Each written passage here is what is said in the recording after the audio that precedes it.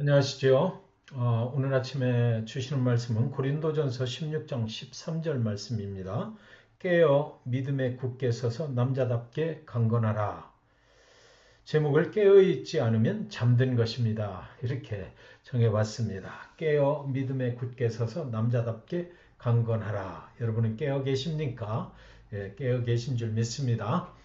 고린도 교회는 사도 바울이 제2차 전도 여행 때 고린도에 1년 6개월 정도를 머물면서 개척이 된 교회입니다. 우리에게 잘 알려진 브리스길라와 아굴라 부부를 만나서 함께 동역을 하면서 교회를 세웠지요. 고린도 교회가 세워지기까지 유별나게도 많은 고난을 사도 바울과 그 동역자들은 받아야만 했을 것입니다. 유대인들로부터 아주 심한 박해를 받았어요. 복음을 거부하는 그런 그룹들로부터 모진 박해와 핍박을 받아야만 했던 것입니다. 고소를 또 당해가지고 엄청 힘든 시간들을 보내야만 했었습니다. 그러나 하나님은 바울을 통해서 결국 고린도의 그 고린도 교회를 시작을 하셨던 것이죠. 그리고 지금은 사도 바울이 3차 전도 여행 때 들렸던 에베소 교회를 떠나면서 이 편지를 고린도 교회에 썼던 것입니다. 이 편지를 쓸 때 고린도 교회는 창립 약 3주년 정도가 되었을 것이라고 신학자들은 추측을 합니다. 그런데 편지의 내용이 심상치 않습니다. 깨어있으라, 믿음에 굳게 서라, 강건하라 라고 기록이 되어 있는 것입니다. 너희가 영적으로 깨어있기 때문에 정말 감사하다라고 한 것이 아니고요. 이제는 깨어있으라, 믿음에 굳게 서야 된다, 강건해야 된다 라고 이렇게 편지를 쓴 것입니다. 바울은 고린도 교회가 잠들어 있다는 소식을 들었기 때문에 그런 거죠. 고린도 교회가 믿음을 버리고 무너지고 있다라는 소식을 들은 것입니다. 연약한 믿음으로 흔들리고 있다라는 소식을 듣고 그래서 깨어있으라, 믿음에 굳게 서라, 강건해야만 된다라고 이 편지를, 권면의 편지를 고린도 교회에 쓴 것이에요.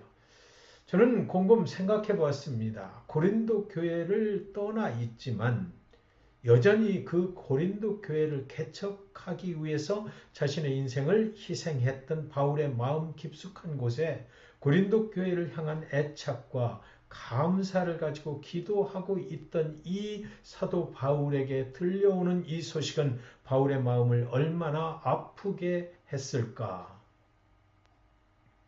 아마도 바울이 떠나고 1년 차 또 2년 차에는 그런 소식들이 들려오지 않았는데 이제 왜 고린도 교회는 많은 문제들을 가지게 되었을까요? 사랑하는 여러분, 고린도 교회에는 분열이 찾아왔어요. 또 성적으로도 아주 방종한 그런 교회 문화가 들어온 것입니다. 하나님이 주신 은사를 가지고 서로 자신의 은사가 좋은 은사라고 막 싸움을 하고 있는 것입니다. 그런 은사들이 정말 하나님께로 왔는지 우리는 의심이 되는 거죠. 그들은 재물의 눈이 어두워졌을 것입니다. 예수님을 자랑하는 것이 아니라 세상 자랑이 판을 치는 그런 교회 문화가 그 안에 형성이 됐었던 것이죠. 왜 그렇게 되었을까요? 교회가 처음 개척이 될 때의 그 고난과 박해를 잊었기 때문입니다. 얼마나 힘들게 이 교회가 세워졌는지를 그들은 기억하려 하지 않았기 때문이에요. 세상 죄악과 적당히 타협하며 살아가기를 원했기 때문입니다. 하나님에 대한 감사가 사람에 대한 추앙으로 바뀌었기 때문이에요. 하나님의 자리에 사람들이 앉아버렸기 때문입니다. 그래서 교회는 나는 바울파다, 나는 아볼로파다, 나는 게바파다라고 성도들이 하나님을 따르는 것이 아니고 사람들을 따르고 있다가 교회는 드디어 사람들로 인해서 분열이 되어버렸던 것입니다. 온갖 박해를 받으면서 견디면서 고린도 교회를 세우기 위해서 헌신을 했던 사도 바울의 마음은 아마 찢어지는 것만 같았을 것입니다. 사도 바울은 그래서 깨어 있어야 한다라고 권면합니다. 그들의 믿음이 잠들어 있기 때문이에요. 죽은 믿음이라는 것입니다. 예수님의 복음과는 전혀 다른 길을 가고 있는 믿음은 죽은 믿음이고 잠들어 있는 믿음입니다. 예수님의 믿음은 생명을 주는 믿음이잖아요. 예수의 복음은 사람을 살리는 거잖아요. 죽은 믿음은 사람을 살리질 못해요. 고린도 교회가 얼마나 많은 사람들이 모여 있는지는 몰라도 그들의 믿음은 잠들어 있습니다. 생명이 없다는 것입니다. 새로운 생명을 살려내는 그런 교회가 아니라는 것입니다. 예수의 복음이 빠진 것입니다. 세상 자랑이 난무를 하는 것이에요. 사람이 우상이 되어 있는 것입니다.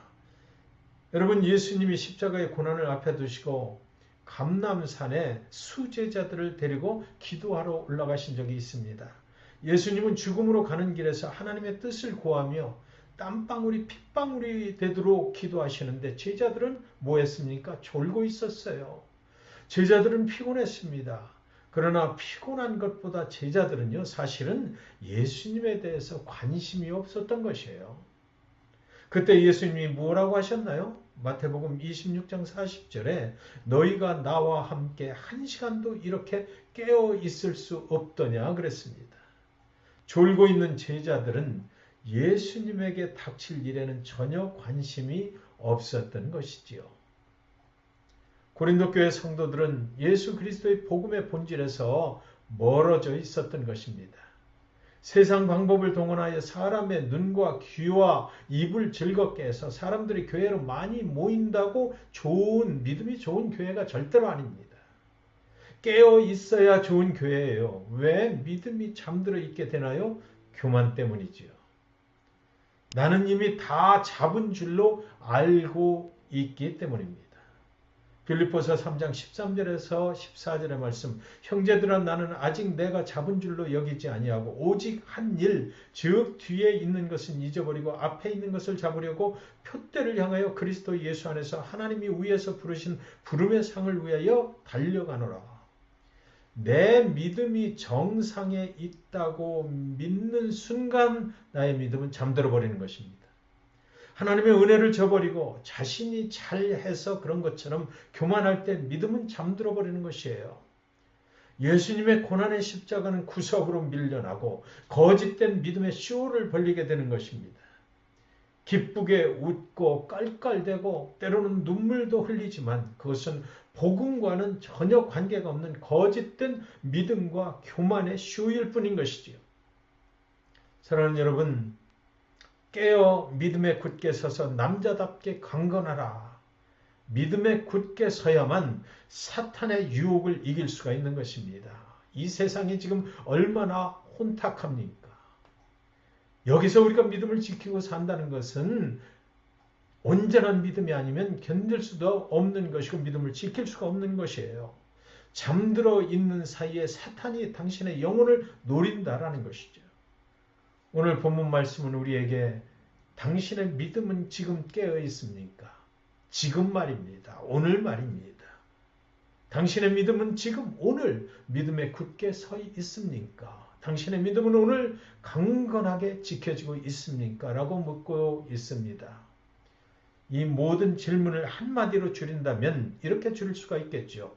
당신은 예수 그리스도의 고난과 그분의 십자가의 죽으심과 하나님이 예수를 죽음에서 살리신 부활의 믿음으로 오늘도 지금도 여전히 구원받은 성도입니까? 라는 질문인 것입니다.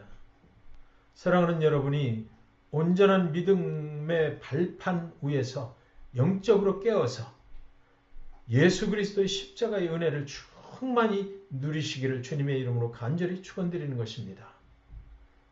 기도하겠습니다.